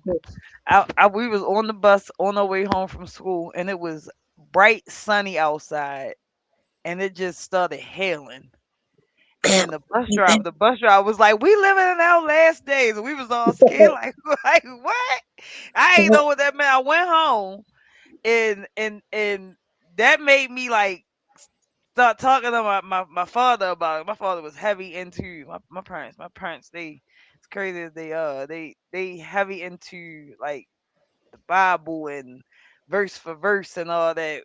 I'm not, but I went home and I got educated on, just that. I wanted to know what they mean we live in the last day. What do it say? Now let me pay attention. But No, that's that's yeah, but the Book of Revelations does. However, that's why I say also look into the books that they taken out, because literally everything down to AI is in it's in the Book of Enoch. Enoch discussed that's if you aliens. can find How, it. how, I'm gonna send it to you. I'm gonna send it to That's you. if you can find It talk, go ahead. I'm sorry. yeah, because it talks about aliens. It talks about the pyramids. It talks about the different the heavenly realms. Um, and it talks about like the power and the spirit. It talks about the Nephilims, which is I think is like a true thing. All of that stuff. But it also discusses what like hell on earth is a real thing, like it's what we're living in now, and then how it gets destroyed through, and it speaks on technology and how the technology pretty much took over, which wiped out the human race Yeah, to, listen, to pretty much start anew. And the Book of Revelations also talks about evil and spirit. Like, look at what's going on and the prey on the innocent. If you look at, I know a lot of people don't like the news, but look at how many children are coming hmm up missing, being violated, all of this stuff. The innocent. You have people who not bothering nobody, minding their business, who living righteously, who are just being violated as well, or having harm being done to them. It's so much evil in this world. Like, just look the other day, like you was telling me that, and then the story popped up. Guy mind his business get pushed in the harbor and drowned to the death. hmm It's stuff like that that's happening. I remember coming up, a lot of stuff you ain't see, but just look at the frequency of how much, like, just look at the stuff that's happening to the kids being unalived by their parents, family members, society, and don't know where they at. Then you also have the low birth rate already because the kids ain't able to grow up to reproduce and keep it going. And then now you got AI that's going to do its own thing. They already talking about is getting to a point they're not going to be able to control it because AI pretty much resets and reproduce itself. Yeah, listen, look, right? You last when we did that show last week, right, with Bosco, right? I had asked the question. I said, what if AI isn't a new thing? What if AI? All right, so remember how on y'all know me, my movie conspiracy things. Remember how when what was that other AI system that took over Jarvis and Avengers? Mm-hmm. And Jarvis was fighting from the inside to still get back the Mm-hmm. Sparks, whatever, you know what I mean. But Yeah. anyway, I was saying like they've been finding like ancient computers. Y'all, I love that ancient history stuff. They've been finding like ancient technology and all this stuff, and then they made a movie about like what if the moon was like basically like an AI hub, yada yada yada. And I think as a Pisces, naturally for me to be like, well, that is Or kind like of we living in a simile. yeah, right. So what's that movie Interstellar? Yeah. Where the guy went into like the black hole. He been like his daughter been like some kind of spirit been like talking to her, but he went into like a like fifth dimension and to save Earth, and she ended up growing up, and it was just like some shit, whatever. But it keep pointing back to basically saying like the AI is not new. AI is something that has been around, Mm-hmm. but once the Under the world curtain. resets itself, it like sits dormant, like a disease that sits dormant, and then we rediscover it as we evolve. It evolves, but it already knows that this is going to happen. It keeps resetting itself. It's like You know we what's just under the catching up in curtain? the time. Yeah. It's the A lot, band a of the lot pyramids. is under the It's the pyramids. I don't band of know the if y'all pyramids. seen, like, it's been like documentary. So there's like a whole. thing that when you go, the pyramids run so far deep that they're finding all kinds of stuff like different electrical things and all of that stuff. So I definitely agree. I think the secrets are below the pyramid because till this day nobody knows who or what or how but the Book of Enoch talk about that. I'm telling y'all that the Book of Enoch is the truth. I think the answers are one under there and under our ocean, the parts that's not explored, And under Africa, there's a mess under Africa that they don't know what it is. and that's why Africa is starting to separate. They tried to tell y'all about Enoch when they gave y'all the Book of Eli movie with Denzel. They try to give you kind of like an insight Hmm. because they know they can't help themselves but to say like to show out. That's the thing about these people. They love to show out. So everything that they've been doing, they put it in movies like you see it. It ain't no conspiracy because they put them in the movies that y'all see. No, it was a real thing about the pyramids. They were digging and digging and digging, trying to see how deep they go. Because the pyramids are not just sitting; they go Mhm. down. But when they get to a certain point, there's like this huge electrical wave that they can't explain that they fear because they don't know what's going to happen. Yeah, they So ass get they shut can't down. explore for so much. But then, what was it? Another one? I want to say at the. I don't want to say Alaska. What is that frozen place? Antarctica. Yes. Antarctica. There's a frozen pyramid there. But the pyramids you can see so far in space from all of these different planets. And then they're finding like some similar ones that you can see something similar on other on like yeah, it run deep. And that's why I say people also need to pay attention to because one thing about science and astrology, you can try, but that's it'll tell you a lot about this world, what's going on. Science is science, and it's proven to do. And listen, I'm trying to tell you, I gotta find it because I be big on the documentaries. I love everything about the pyramids. I love everything about ancient history, and I love astrology, our planets, all of this stuff. It ain't even just about you know why we act the way that we act or and all of that. But that just says a lot about where we live, why stuff happen the way we happen, our weather, all of that. Yeah, we Man, go deep. one of the telescopes took a picture of us. I think from by I think like Venus or Saturn or some one of them planets, and we look like a piece of dust. And I was thinking like, if we are that small in the universe from that this like granted when you get close, if the world flat or whatever, I don't freaking know. I ain't been to space, but you get close. I'm pretty sure the Earth is probably really, huge when you up close from space.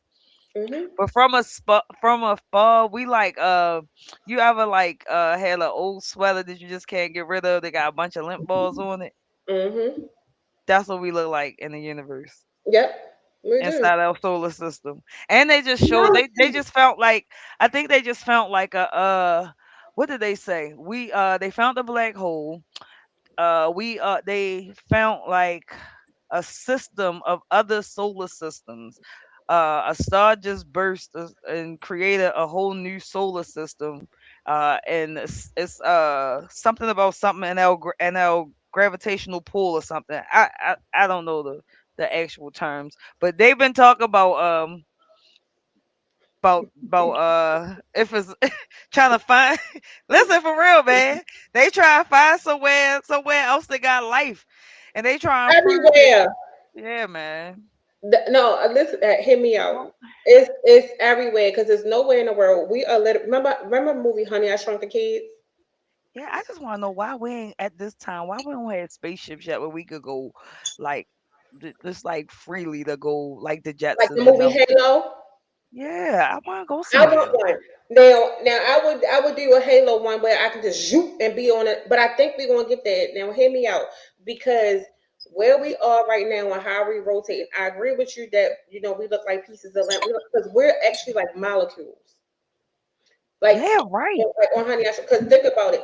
They find life on every other planet. So if we see an alien, but I do agree with like the whole assemblies type thing, because when we talk about like how we got here and different things, and they talk about how you transcend to something else. Oh, There's no way that we are the only beings we in the died. whole universe. So as we go through the Milky Way, I think because now when they starting to hear all of these different things, and it's going crazy right now because all the planets are rotating differently and closer together. Yeah, girl. Because once So we get out the Milky Way, we go to the Snicker. I can't wait. Then He pretty talking much about the put his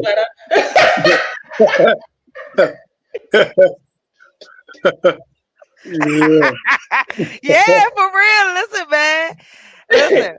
No, but Coco, listen, we should do a show where like this is what it used to look like back then, and this is what it is now. This is how it evolved, yeah. because the earth The used to look information, different too. the crazy thing is, we don't believe, we think everything is a conspiracy theory and everything is a lie. Everything is literally in our face. They actually have, there are actually shows, articles, research. If anybody follow any science-based anything that had to do with the world that we live in, how the earth is changing, why it's changing, and where we are in the universe, like the distance. That's why we can see so many other planets because we're rotating, we're traveling differently in this daggone universe. And everybody looking up. The aliens ain't gonna come from above. They gonna come from the water, and they gonna. I'm trying to tell you, everything is gonna come Yeah, from they put. Listen. Oh, what's that thing? Oh, I'm. All right, I'm gonna have to. When this, because I ain't gonna be able to remember it right now. But they was just showing something about some kind of teleporting thing that they created like back in the day. I was just watching this thing, man. It had me. I kind of fell asleep a little bit because I was tired. But they was just talking about back in the day. Oh, what country was it? I'm gonna have to really get the information, but no, they was just talking for real because it got something to do with all that CERN thing and all this stuff about them going back in the time, and it man, it's crazy because they was even talking about tying the aliens, the pyramids, um how certain animals like were in the water but now they land animals, Yep. how comparing like what we look like to what other things look like. Yeah, we wasn't even a thing. Like we developed off of something They else. need, We weren't even That's what they we need are. to We go. come They from a need to seed. go back in. evolution. You come They need to you go back in time. in the They need to egg. go back in time and change slavery around. They found Let, a whole let us nother let us be the one with the whips and cracking the whips and shit. Yeah, get your ass over there, boy. Bam. I but Yeah, I wish boy. Q was Bam. up here because Q always talk about the Great Flood. Now hear me out. So the Great Flood is real. So you know how there's so many under what is it called? There's so many civilizations and all of these like villages that they find in bodies of water. Yeah. Mm. Who the hell going down there to build these bottles of water? That's where it came from, and everything that is built now is built on water. Well, no, it's not even that. All right. What's this called? Petrification. Is that what it's called? When we petrified. Is that what it's called? It's probably the wrong word. So, Whatever. When they turn into stone thing. I learned this from Dr. Stone, girl. Um. Anyway, when we turn when with the giants and stuff, how they finding the stones and it's looking like human Mm-hmm. meat and all that stuff.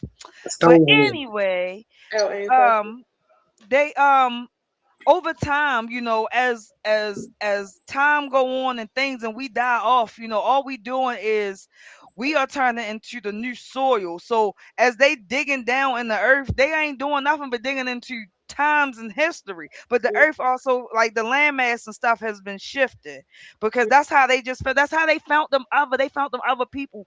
This not necessarily human. They more like got like the head shape of like the apes in them than god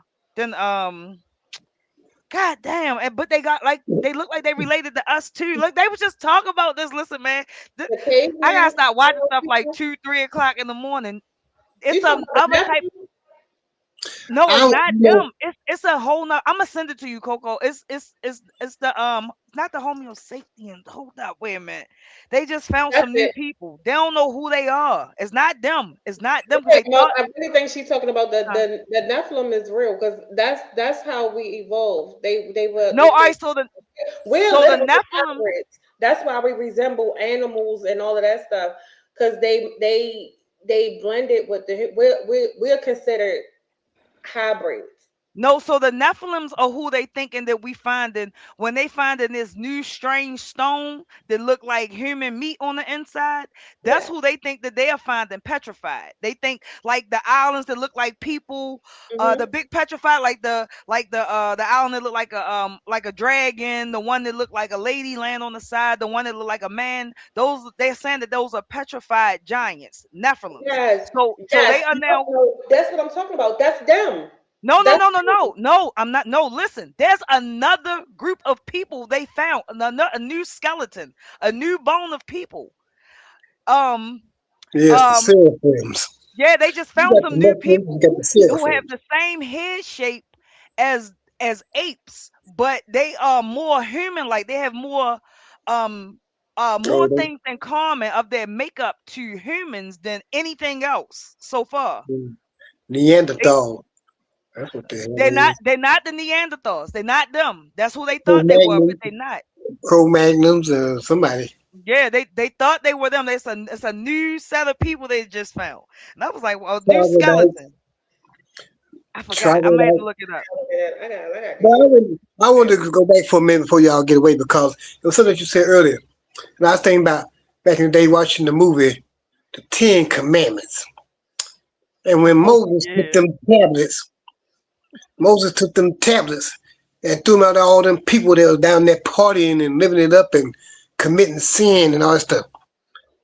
Do you think those people that fell down into the burning earth from them tablets was forgiven of their sins? Because we was talking about the sins or something. And I just want to get that in there. Do you think they was forgiven of their sins? I heard you, but I'm not gonna say that again. I As heard you, they- but I just want to make sure I answer appropriately. Can you say that again? oh, okay. All the way back to Moses throwing the tablets. Hmm. When Moses threw the tablets because you know when he came back from the mount from getting the tablets, the Ten Commandments, Hmm. he came down and Joshua remember said, "Oh, there's a sound of war."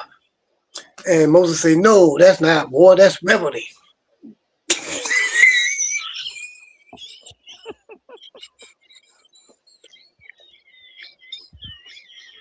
You know what? Hey yo, what? Okay, but anyhow, so now he gets down there, and they down there partying and carrying on and hoeing around and all kinds of stuff's going on. Everybody's following Dathan.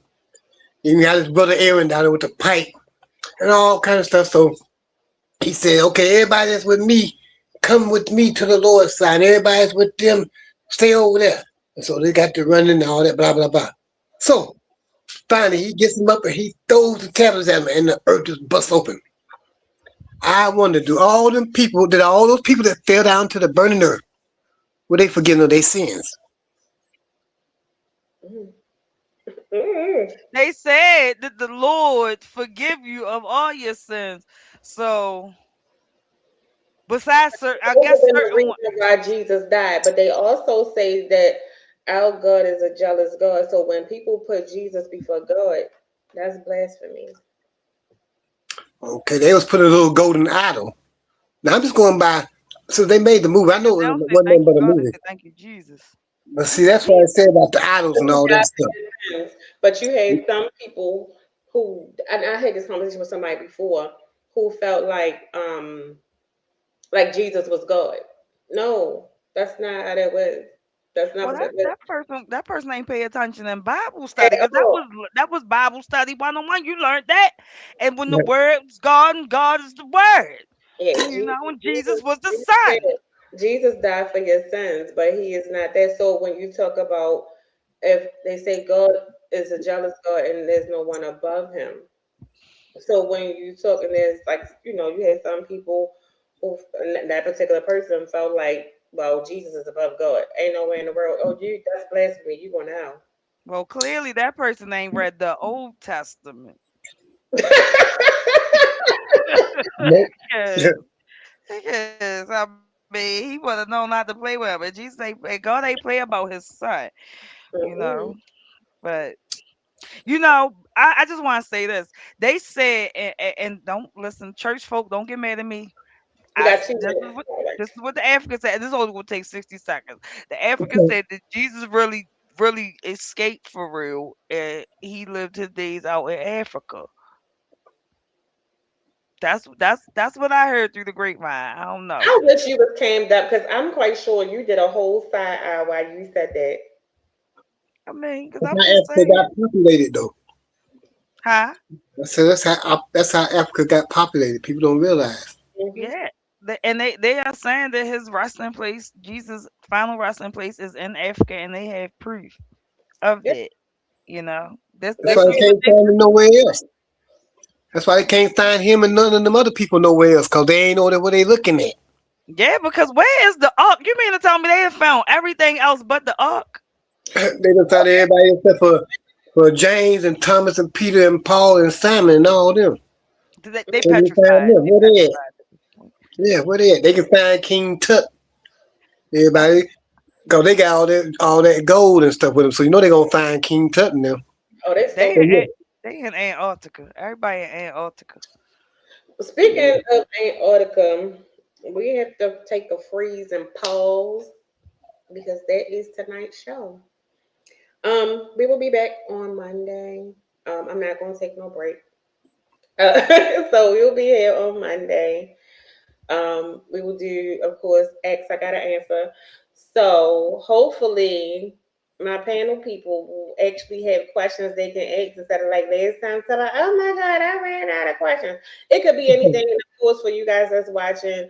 Y'all can also comment your questions that we gonna answer. So it can be a fun show, pretty much anything. It could be something off the wall, whatever type related. X, we got an answer. So that's the thing for Monday. So we thank you. So Don't get your feelings hurt. listen.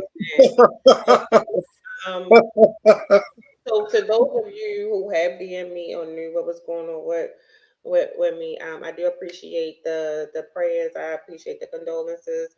The family also appreciates them as well.